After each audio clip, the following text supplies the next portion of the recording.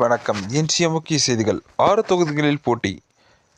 NDA கூட்டணி உறுதி செய்த பூவை ஜெகன்மூர்த்தி.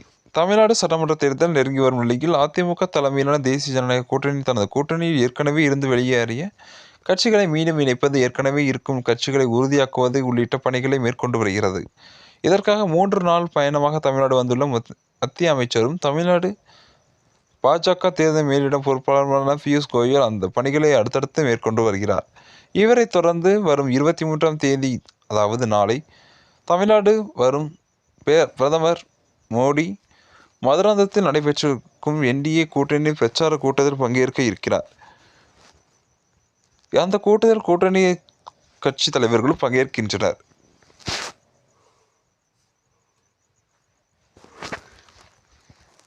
தொடர்ந்து செய்தியாளர்களை சந்தித்த பூவை ஜெகன்மூர்த்தி, புரட்சி பாரதம் ஏற்கனவே என்டிஏ கூட்டணியில் தான் இருக்கிறது. இன்று மரியாதை நிமித்தமாக மத்திய அமைச்சரை சந்தித்தாக உள்ளதாக கூறியுள்ளார்.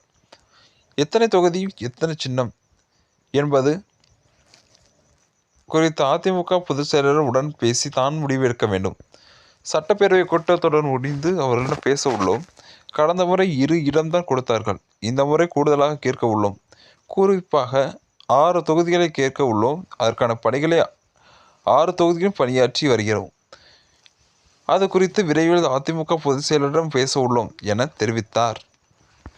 இது போன்ற செய்திகளை உடனுக்குடன் தெரிந்து கொள்ள நமது நியூஸ் சேனலில் நன்றி. மீண்டும் சந்திப்போம்.